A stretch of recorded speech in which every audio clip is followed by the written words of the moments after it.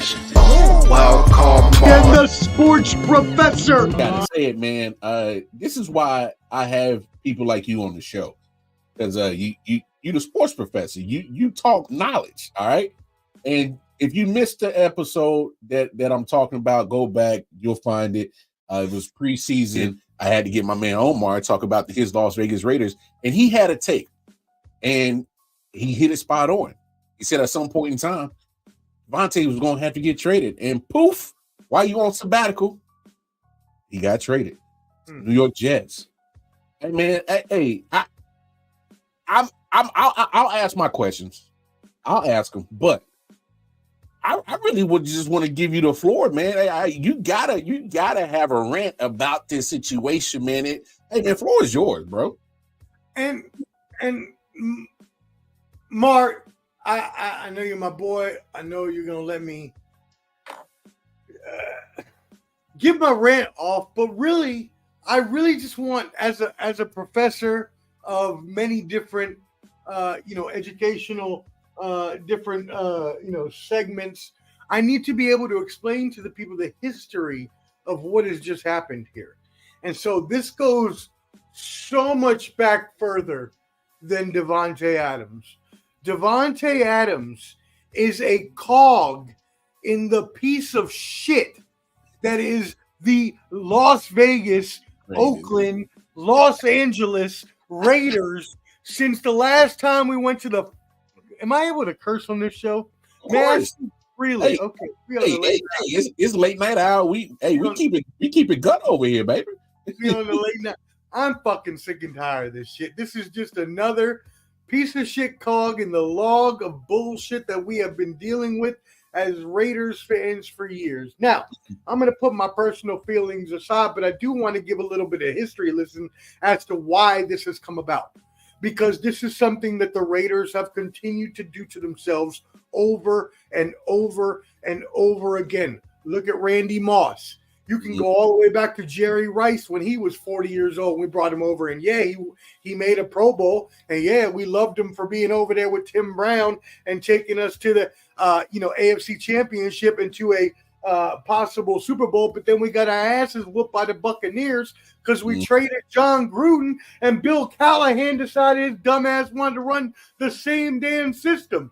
Now let's go back even a little bit more around that time. How about we look at Bill Belichick, Tom Shady, and the rest of the New England cheaters? Tuck rule, which is the bane of my existence and the worst football call in NFL history.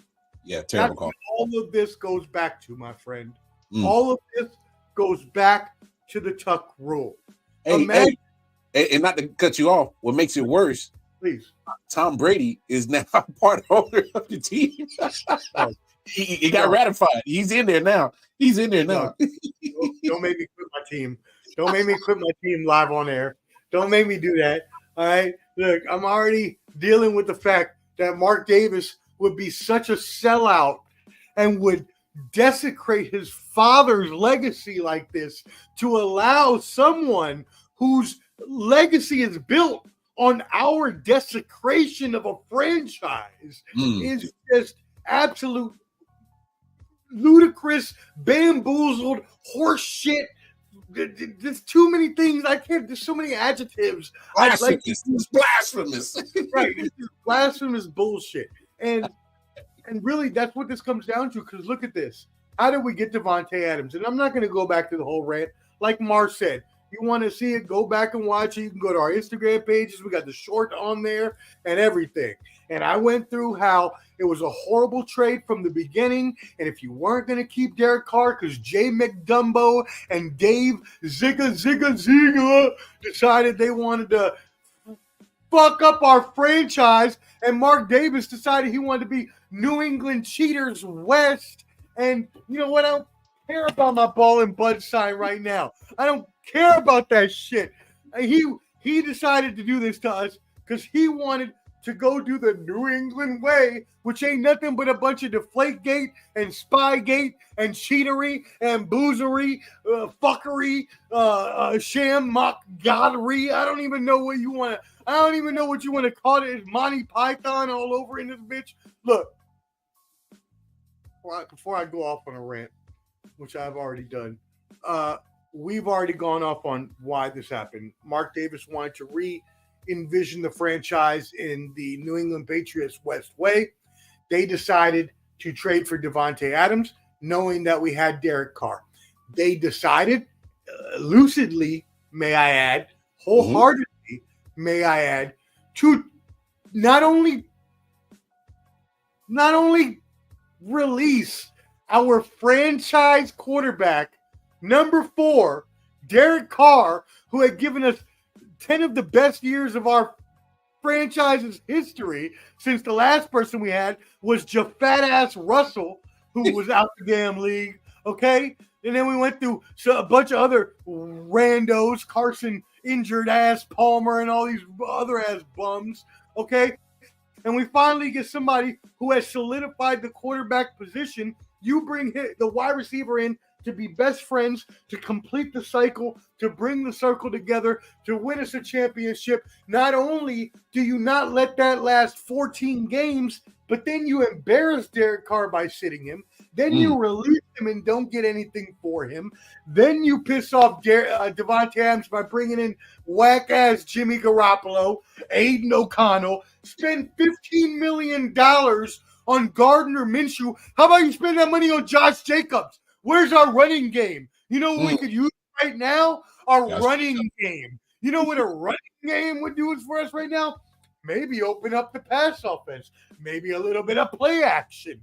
And it doesn't even be Gardner Minshew at that point, because we could have ran it back with Aiden O'Connell and accomplished the same fucking position we're at right now. Amazing how that works, man. It all goes back to the Tuck rule. And that's what happened. The Tuck rule fucked us. The Tuck rule, the cheaters in New England, the NFL, who did not like Al Davis and conspired to cheat against us with the Tuck rule, screwed us. If it wasn't for the Tuck rule, we beat the Patriots in that game. We go on to win that Super Bowl. We go on, because we're definitely beating the Rams. Come on now. We go on to win the next 2 Super Bowls as well, as long as Tony fat-ass Saragusa doesn't pancake Rich Gannon in the end zone and make him fucking retire. Then we would have had another one. No. You know what happened? We traded John Gruden. Bill Callahan ran the same offense back in the Super Bowl, made us look like some chumps. Lost. I was in the military. I had just gotten in the military. Rapping to all my boys. Oh, yeah, we going to whoop that ass. Blah, blah. We got our butts embarrassed. I had to leave the barracks in the 3rd quarter before I got my ass jumped for being stupid. Okay? So I don't know what you want from me. It's continually bad decision after bad decision. Let's bring in these first round picks. Let's bring in Randy Moss when we don't have a chance. Let's bring in Davante Adams when we don't have a chance. Let's bring in all these other players. And I mean, I can go back to, I forget the guy who was at New England, the defensive lineman we brought in. Seymour, yeah. Seymour. Yeah. And everybody else that we've brought in, just time after time after time, and it doesn't fucking work. And the thing is, like, at least when Al Davis was around, there was some kind of aura.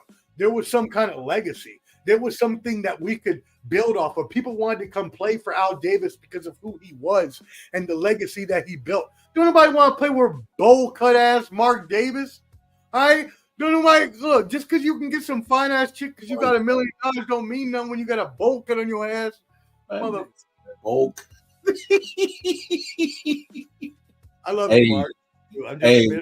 The Raiders has got you going through it, man.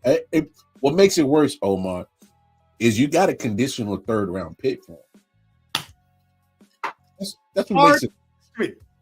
Explain this to me, please, because I got to shout out my boy Clubber D's older brother, Derek Clubs, who put me onto this idea very early after he saw our video. And he agreed that he's a Raiders fan too. He agreed that Davante Adams would get traded. And I was like, look, if we don't get at least a 2nd round pick, we're screwing ourselves. And he said, you know what? The Jets are going to trade for him. And he said that early on. He said, why don't we get a 3rd round and Hassan Reddick? What are we doing? What are we doing?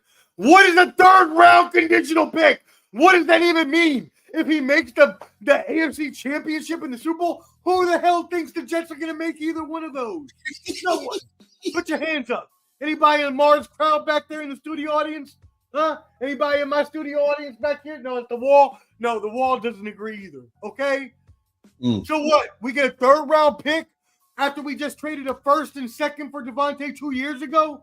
The same decisions every time, Mar. The same dumb-ass decisions time after time after time. And you wonder why we haven't been to a Super Bowl in 23 years. At least the stadium's nice.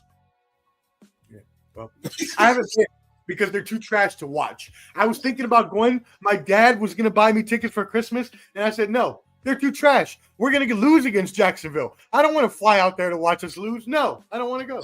No. Oh, man. I look, I mean, you couldn't have said it better than I did. I just don't understand. You move mountains to get Davante, and then you give him away for peanuts. Because I'm like you. The conditions to make that a second round pick, as in you got to make it. The Jets got to make it to the Super Bowl in AFC Championship game. AFC Championship or the Super Bowl for him for that to be a second round. Really, come on now. He has to make All Pro. Now he can make All Pro. He can make Pro Bowl. He can do that. But you can make Pro Bowl. I could throw you out there. You make Pro Bowl. Okay? Everybody make Pro Bowl. The other condition, as in the Jets' performance on that condition, is crazy because they're not a Super Bowl caliber team. They weren't one before him. I do think he does make their offense better because obviously he does have that connection with 12, well 8 now. But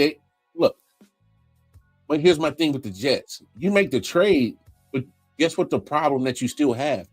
You still can't block for Aaron Rodgers. Yes. You still got that same problem. So you can have Davante Adams. You got Tyron Smith, who was playing for the Cowboys. He's giving up 5 sacks. He's leakier than a water faucet right now. He's old and beat up. It's just a matter of time before he gets injured. Like that's been his MO for the last 6-7 years. He'll get injured. Vera Tucker, who the guard that they drafted high in 2021, I like him, but he stays injury. He's injury prone. Other than that, you have no notable names on your offensive line. Yeah, you bring in Moses from Baltimore, but he's in the latter years of his career. He's 33. Dude is Moses. What you talking about? That dude, what is he still in the league? I didn't even know he was in the league. That dude is like 305 years old. Same as his weight. What are we talking about right now, dog? You're still part in the Red Sea. But hey, man, look. But he can't part a defensive line. I'll tell you that much. Okay. My thing is like I talked about it the other night. I understand what the Jets are trying to do. They're going all in.